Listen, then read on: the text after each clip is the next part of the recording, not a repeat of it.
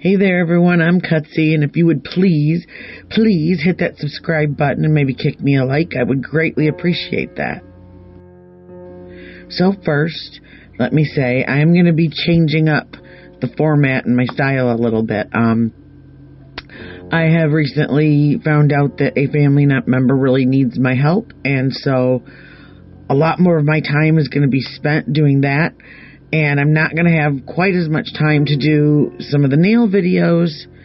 Not as many, at least. I'll still be doing them, but it takes a while to do the editing and putting them together. So yeah, I'll still be doing those, but not quite as much. But in the meantime, I'll try to be filling in with a little CrimeCast. And what I'll be doing is telling stories from around the world that I find interesting, that are cold cases that were solved, cold cases that are still going on, things like that. So I hope you'll stick with me.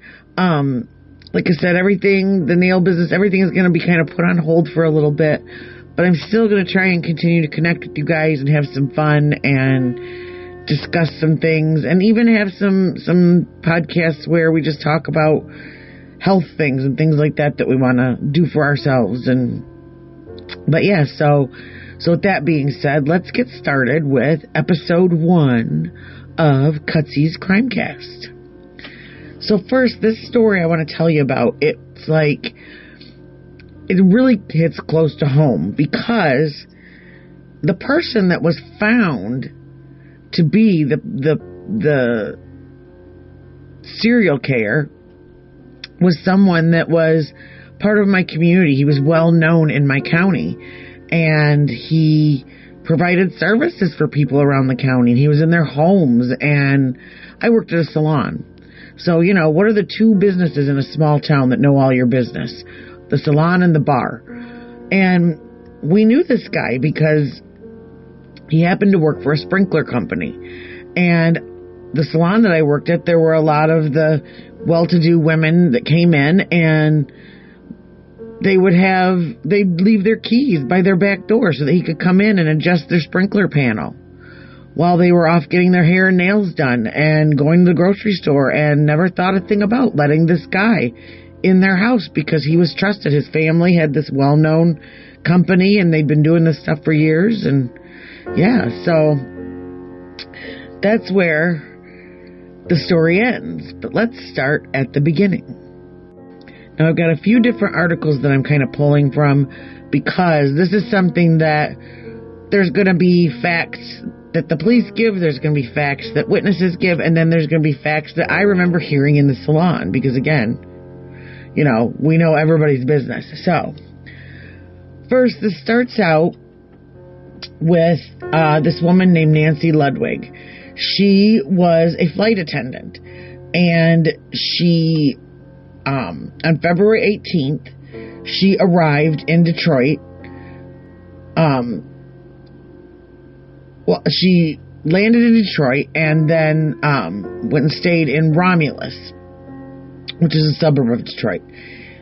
She headed straight to her hotel, which she's done a million times before, and she worked for Northwest.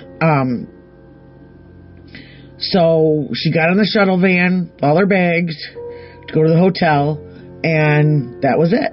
She wasn't even supposed to work, but a last-minute substitute was needed, and she accepted the Las Vegas to Detroit flight. And so it was said that she was always a team player, that she could always be depended on, and so there we go. Events of that night, we don't really know exactly what happened, but we have kind of an idea just from what people have said and the situation. So, we know that she checked into the Hilton Airport Inn at 9 p.m. And that's when she was last seen making her way to her room on the 3rd floor. Now, she wasn't on the official roster, so no one came looking for her the next morning when she didn't show up for her flight out of Detroit. At 1 o'clock on Monday afternoon, a member of the housekeeping staff walked in and found her. Now, this is where some of the details are a little debunked, different. This article says that they found her lying on the floor with her hands tied behind her back, and she was smeared with blood.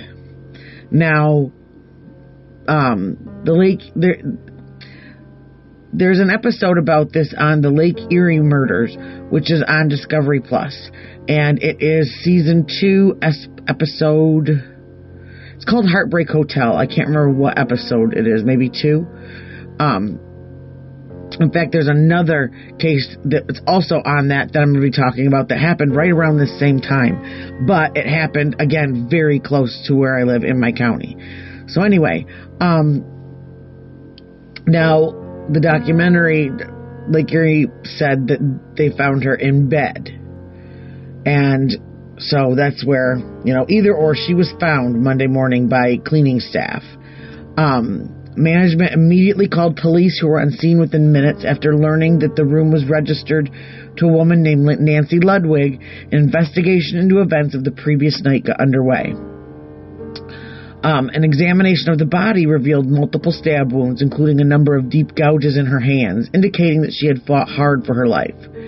Besides being stabbed repeatedly, Nancy's face and upper torso bore numerous superficial cuts, which had apparently been inflicted for the sole purpose of causing her undue pain.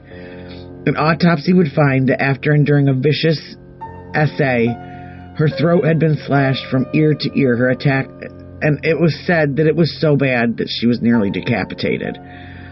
That's something that I know I've heard in many instances. He then AR'd her a second time post-mortem. When he was finished, he turned his attention to covering his tracks. In an attempt to remove any traces of himself, he had wiped down her body with a wet rag afterwards, and he had performed a spot wash with the same cloth. Now, this is one of the parts where we're going to want to remember. Curiously, he made a point of taking his victim's belongings, including her clothing, jewelry, ID, and luggage with him when he fled. He had left the blood-soaked washcloth wadded up on the bathroom sink. Investigators bagged the invaluable piece of evidence in anticipation of time when technology would allow them to harvest the biological evidence that would lead them to the care. Later that day, Art Ludwig received a call from authorities informing him he needed to get to Detroit as quickly as possible. Something terrible had happened to his wife. He would find out soon enough that his wife of 13 years had been found red-rummed in her hotel room. It would be up to him to positively identify his beloved Nancy before the case could move forward. Investigators faced an uphill battle from the get-go, since the airport hotel saw thousands of people coming and going at any given time. Narrowing down the list of suspects wasn't going to be easy. With guests, employees, maintenance workers, and any number of others to consider, not to mention the lack of security allowed anyone off the street to come and go as they pleased at any hour of the day or night. The odds of finding the culprit were not good. Even so, they had to try, both for Nancy and for unsuspecting victims to come. Later on, a fellow flight attendant that had heard of this horrible incident came forward and said that she had ridden the shuttle in the shuttle van with Nancy on that night. According to her, there had been a third passenger, a man in his 40s, who's had he just made her feel uncomfortable, she said. He gave her a weird vibe. She recalled that even though there had been room for them to spread out, he had made a point of sitting right next to Nancy, as if that weren't strange enough. He hadn't taken his eyes off her from the time they departed airport till they reached the hotel. He had made such an impression on the witness that she was able to describe him to police, who distributed his likeness to both the public and neighboring law enforcement agencies. But he was never located. Another guest who had been in the hotel parking lot that night reported seeing a man loading a set of Northwest Airlines luggage into a Monte Carlo around 10:15 p.m. Although they couldn't quite put their finger on it at the time, something about him had seemed off. Sensing that he was up to no good, they made a mental note of his appearance, as well as the model of vehicle he was driving. With their help, a police sketch artist had created a drawing of a man whose presence they had found so unsettling. Though this was a promising lead, to be sure, it ultimately failed to produce a viable suspect. Now, I also remember this guy saying, this witness, I believe he was on the documentary, that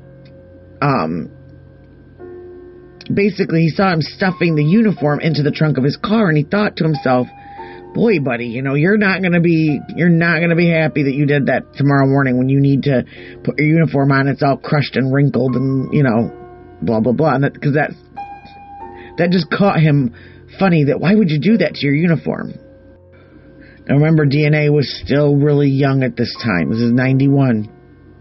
And so the detectives basically figured they were just going to have to solve this with regular old police work. And so they compiled 20,000 names of people who had connections with the hotel where Nancy had stayed that night, on the last night of her life.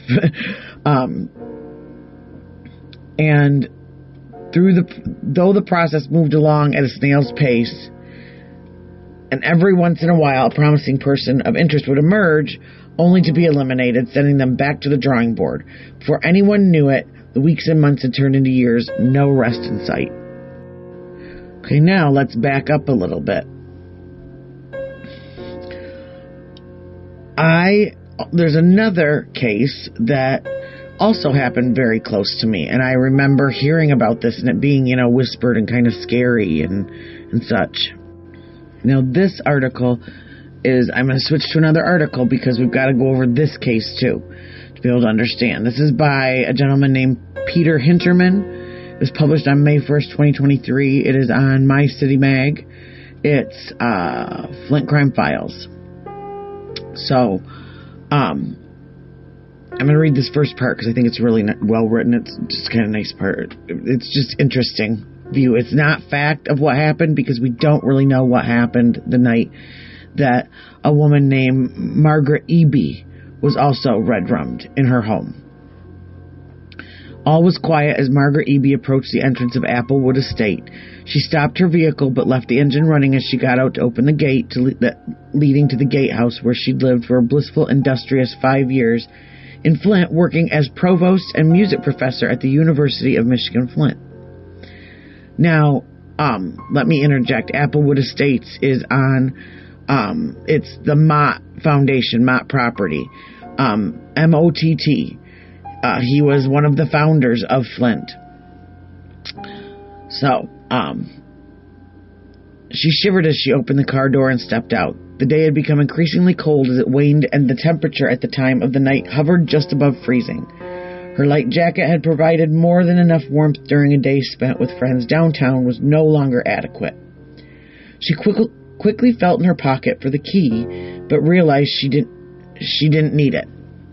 The gate was standing open. She opened it fully, stepped back in the car, and continued up the drive. It was a long day, but a good one. After enjoying dinner with friends, she wanted nothing more than just to relax in the warmth of her home for a few hours before officially retiring for the night, readying herself for another full day at the university. She turned off the car and stepped once again into the cold night. The sky was overcast, obscuring all moonlight and threatening to cover the ground in the year's first blanket of snow. She fumbled with her keys, straining her eyes in the darkness to find the right one as she approached the front door, but found again that the key wasn't needed. The door opened with a simple click. Did she leave it unlocked when she left earlier? She stepped inside, switched on the light, then closed and locked the door, securing her inside. She removed her jacket, hung it up, and moved into the kitchen. As she opened the cabinet to get a cup for tea, she heard a thump from the next room, and then another. She froze, afraid to turn and look. She heard footsteps, and then a shadow moved into the corner of her eyesight. Margaret Eby wasn't alone. On November 9th, 1986, the city of Flint woke up in shock and was horrified. Margaret Eby, the beloved music professor and founder of the citywide Basically Bach Music Festival, was dead. Murdered in her home at Applewood Estate. The crime scene was grisly. Police determined that Eby had been arred and stabbed to death the night before. There were no signs of forced entry, and the only evidence the killer left behind was a single fingerprint found on a faucet knob in the bathroom, where he had cleaned up after the deed. In the months and years that followed, Detective exhausted all leads while a city and family mourned. Margaret Eby was beloved both at the university and in the city she had adopted. In the investigation, all paths led to dead ends, and the case was forgotten by everyone except those who clung fast to Eby's memory. One of which was her son, and we'll swing back around to that. Now back to Nancy Ludwig. This is what we think happened to her. She was using her key to get into her room, and suddenly a man emerged from a nearby stairwell. He grabbed her from behind and forced her into the room at knife point. Just after noon the next day is when a member of the housekeeping staff had found her with her hands bound behind her back, and her throat was slit ear to ear. Now, that is something that this stairwell door was right across, kind of across adjacent from her room.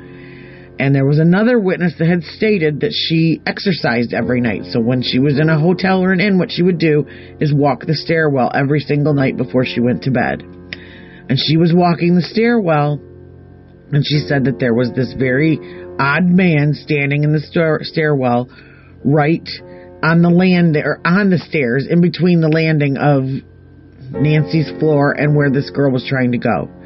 And that he was almost angry that she had to walk by him, and she got a very bad vibe off of him. So now back to the coroner determined that Nancy had been stabbed multiple times, including wounds on her hand that she sustained while fighting her attacker. Examiners also determined that she had been AR'd multiple times, but the police found little evidence of her killer with the exception of fluid, DNA, and a blood-soaked washcloth left in the sink. As with the Eby case in Flint 5 years prior, detectives were facing an uphill battle.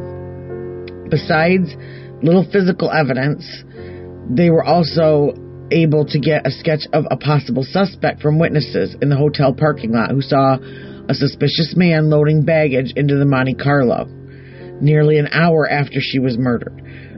All roads went nowhere, and the case went cold until 5 years later, when Ludwig's husband Art received a phone call from the son of Margaret Eby. Now, there is a documentary somewhere, and I cannot find it, I've been looking for it, that interviews Margaret Eby's son, and that was something that he talked about, is remember coming home from school and finding out that his mother's life had been taken, and then living most of his life trying to find out who did this, the next 6 years trying to figure out who had done this to his mother. Or maybe not coming home from school, coming home from work or something like that. He didn't live with his mother, but he was, anyway, he became his own detective because there was just nothing. After reviewing details of Nancy's case, Eby's son told Art he believed that both Nancy and Margaret were killed by the same person. They reviewed notes and were convinced. Art called Romulus police, who told him that they would look further into it. In 2002, detectives reprocessed the fingerprint found in Margaret's bathroom. And at this time, they got a hit from the database. The fingerprint belonged to Genesee County resident Jeffrey Wayne Gorton. Here's a little history on our little SKer. Jeffrey Wayne Gorton came to Michigan from Florida in 1985. While serving in the Navy in Florida, he was arrested for attacking women on the base. His method of operation was to follow them, bash them in the back of the head, and steal their undergarments as they struggled to gain their senses. He posted bond for release from jail, but was quickly arrested again for breaking and entering. He was tried, convicted, and sentenced to 4 years behind bars, but released after serving only 2. Once out of prison, Gordon moved to Genesee County and began working for the Buckler Automatic Sprinkler Company, owned by his parents. This is the sprinkler company I was telling you guys about, y'all. They literally served the entire county. And these guys had full reign into going into people's houses while they were gone. And just, wow. Back in the day, you wouldn't probably have that. Well, there's probably still some people silly enough, dumb enough to do it. But I definitely won't after this. Anyway, the company provided services to the Applewood Estates in Flint, and Gordon frequently worked there. At work, he gained a reputation for having misogynist and extremely perverse views towards women, despite being dubbed Uncle Perv by his coworkers. That's nice. Nice guy. Gordon eventually married and fathered 2 children. In fact, it was an outing with his family where investigators obtained the evidence that had eluded them for so long. Now, I remember this. After reopening the case, investigators finally had a name to go with the fingerprint left at the scene of the Eby murder. But being an employee on the grounds of Applewood Estate at the time the crime was committed, it was possible that Gordon could have put that in the bathroom during his workday. It was determined that more evidence was needed for a conviction. I guess he was some kind of like maintenance guy, groundskeeper, kind of, jack of all trades there. And so he may have possibly gone in and fixed her sink or something, or done something and washed his hands. And convinced that Gordon had committed both murders, investigators began to track him in an attempt to obtain DNA to match the sample found at the Ludwig crime scene. They followed him to a skating rink, where I went a million times, by the way, so this is kind of freaking me out. Or this, when I heard about it, I'm like, oh my gosh, probably saw him there with his kids. But where he spent the night with his family skating and eating dinner. There, investigators were able to retrieve his drinking cup and get a sample of saliva from the rim. The saliva was found to contain 2 different DNA sources, meaning the cup had been shared. However, one source matched the DNA from Ludwig's evidence. With the new evidence in hand, a warrant was obtained to search Gordon's home. Now, this is again where you get small town rumor, you get police accounts of it, you get documentary accounts of it, and they're all a little bit different. So, it says, with this new evidence in hand, a warrant was obtained to search Gordon's home. There, investigators found strange items, including hundreds of pairs of women's underwear and lingerie, some tagged with the original owner's name and description. It seemed Gordon had been continuing the criminal activity he started in Florida years ago. Now, according to the documentary, when the police did the search warrant, they found all the ladies. I mean, it was slips, skirts, panties, stockings, bras, dresses. I mean, this guy was stealing everybody's pretties, okay? And what was said was the police found it. But what we heard in town was that his wife had gone upstairs to get a tote of Christmas decorations or something like that, and instead found his box of ladies' undies.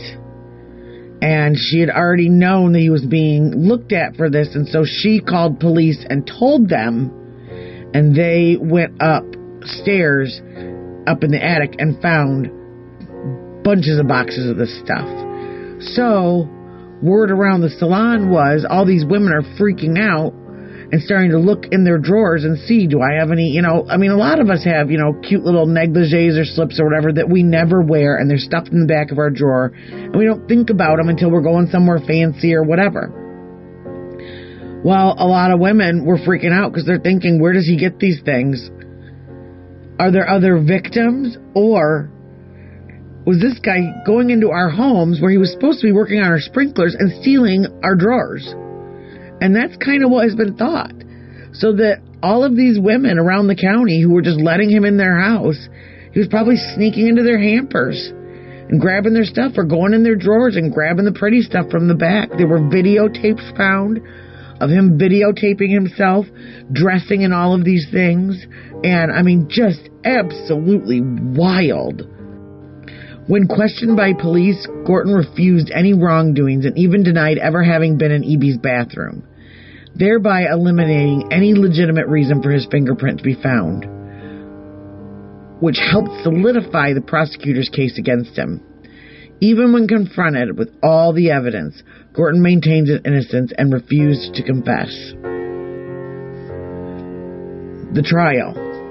The matter of the people of the state of Michigan versus Jeffrey Wayne Gordon was tried by jury in 2004.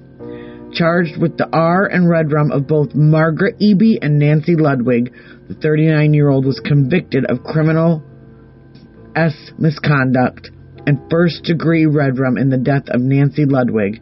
Rather than go through another trial, he later pled guilty to killing Margaret Eby. Wayne Circuit Court Judge Maggie Drake sentenced Gordon to life in prison without the possibility of parole. He continues to serve his sentence today in Ionia, Michigan. The monster who took the lives of Nancy Ludwig and Margaret Eby is behind bars, and he may have never been caught if it weren't for the gut feeling of Eby's son, who grieved the loss of one of Flint's finest citizens, Margaret Eby. Now that's something I want to say too about Flint, is back in the day it really wasn't such a bad place. There were a lot of really awesome college cultural events and projects that were being done by the citizens. Unfortunately, the government and the city council didn't care. They cared about what they got out of the city. But the people that lived there and the people that worked there really did care at one time. And this woman, this Margaret Eby, was one of those. And a couple of my clients, whom I had done their hair for years, were good friends with her. Now, I was only, maybe 10 years old at the time when this all happened. But I remember it being a story growing up about how tragic it was that this woman's life was taken because she really was a pillar of the community and she really cared. And it's sad when you lose someone that is that good to the community, wants to bring prosperity and happiness to it, and that she just happened to meet somebody that was sick. And it's scary because knowing that this man was walking around our community and was welcomed and invited into homes, and that he was apparently, like I said, stealing everybody's undies and using these things for his sick fetish. And who knows? We've always all wondered, was there anyone else? I mean, there was, 5 years in between each of these incidences? It makes you wonder. It just makes you wonder if sometime, some way, somewhere, we're going to hear again that he screwed up again and left a fingerprint or left a DNA sample somewhere. I mean, I don't know. Let's hope not. But this guy was sick. And thank goodness he's caught and he will never see the light of day again. And we don't have to worry about him. We just have to worry about the next one showing up. So that's it for today for Cutzy's CrimeCast, and I hope you enjoyed it. My next one is going to be another local-ish case that was another one that we all heard about, ended up being, the warnings of how to be careful and watch your surroundings when you go out, kind of a thing. I was in high school when it happened, so that'll be my next one. I'm not sure when that'll come out, but I'll get it up as soon as possible. And again, like I said, I'm still going to be doing nail videos, just not as often.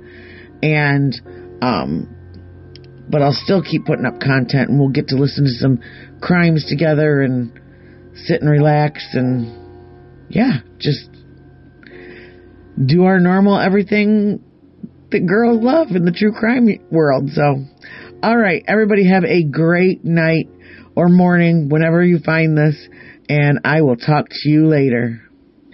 Cutzy out.